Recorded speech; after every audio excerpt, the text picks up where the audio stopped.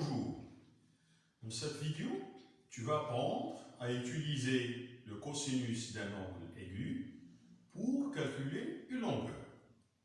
Tout d'abord, qu'est-ce qu'un cosinus d'un angle aigu?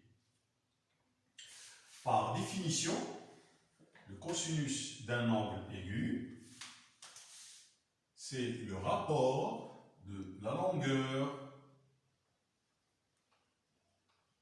du côté adjacent sur la longueur de l'hypoténuse.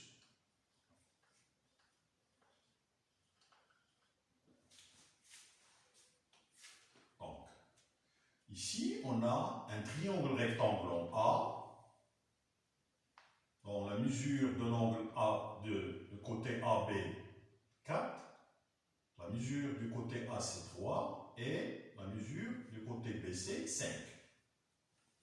Je te rappelle que l'hypoténuse d'un triangle, c'est le côté opposé à l'angle droit et qui est d'ailleurs le côté le plus long dans un triangle rectangle.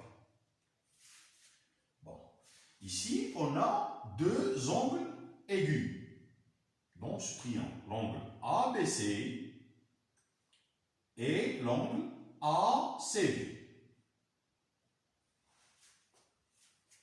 Appliquons la définition pour trouver le cosinus de l'angle ABC. Donc, on a ici le cosinus de l'angle ABC. Le cosinus, on le note comme ça, cos.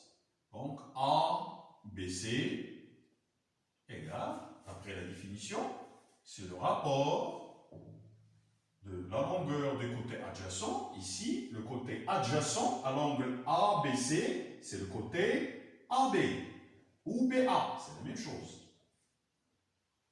Sur l'hypoténuse, l'hypoténuse c'est BC. Donc c'est AB sur BC. Le cosinus de l'angle aigu ACB, après la définition, c'est la longueur côté adjacent. Le côté adjacent à l'angle ACB, c'est le côté CA ou AC. Sur l'hypoténuse, c'est toujours BC. Première remarque. Ce rapport ici, il s'agit de deux distances qui sont des quantités positives. Donc ce rapport, il est toujours positif. Donc le cosinus d'un angle aigu, il est supérieur à 0. BC ici représente l'hypoténuse. On a dit tout à l'heure que l'hypoténuse, c'est le côté le plus long dans un triangle rectangle. Par conséquent, ce dénominateur il est supérieur à ce numérateur et ce rapport il est inférieur à 1. Donc le cosinus d'un angle aigu il est compris entre 0 et 1. Ici c'est pareil pour l'angle aigu ACB, son cosinus c'est AC sur BC. Il s'agit du rapport de deux quantités positives, donc il est supérieur à 0. Et même remarque, ici BC représente l'hypoténuse qui est le côté le plus long. BC est supérieur à AC, c'est-à-dire le dénominateur est supérieur au numérateur. Par conséquent, ce rapport il est inférieur à 1. Donc, le cosinus d'un angle aigu il est toujours compris entre 0 et 1. Calculons le cosinus de l'angle ABC. Donc, ce sera d'après la définition, c'est AB, le côté adjacent, sur l'hypoténuse BC. AB, ici, il vaut 4 et BC, il vaut 5. Donc, le cosinus de l'angle aigu ABC, c'est 4 sur 5. Calculons le cosinus de l'angle ACB. D'après la définition, c'est la longueur du côté adjacent, c'est-à-dire AC, sur l'hypoténuse BC. AC ici, il vaut 3. Et l'hypoténuse, c'est 5. Donc, le cosinus de l'angle ACB, c'est 3 sur 5. Intéressons-nous au triangle EFG, rectangle en E. Donc, la longueur EG qui vaut 5 et le cosinus de l'angle EGF égale 0,8. Et calculons la longueur de son hypoténuse, qu'on ne la connaît pas.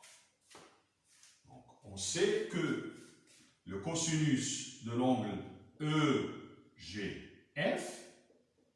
c'est le rapport du côté adjacent, qui est ici EG, sur la longueur de l'hypoténuse, c'est FG.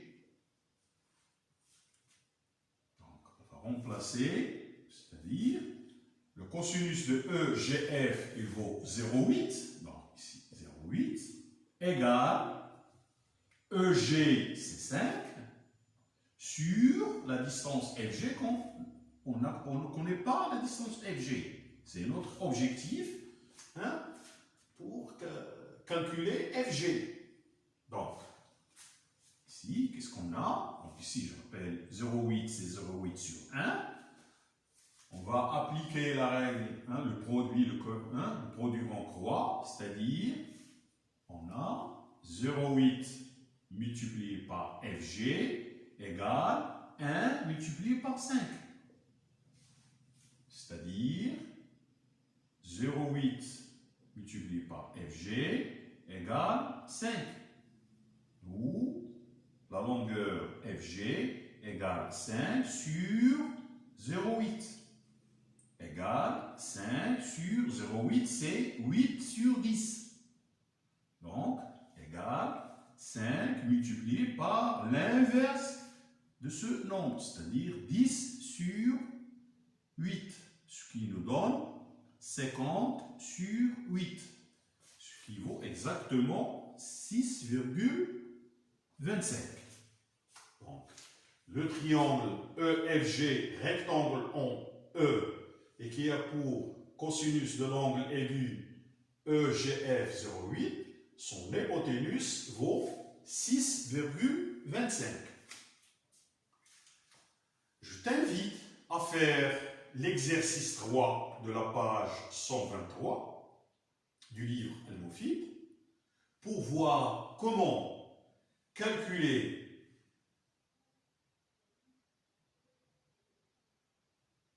la mesure d'un angle à partir de son cosinus. Au revoir et merci.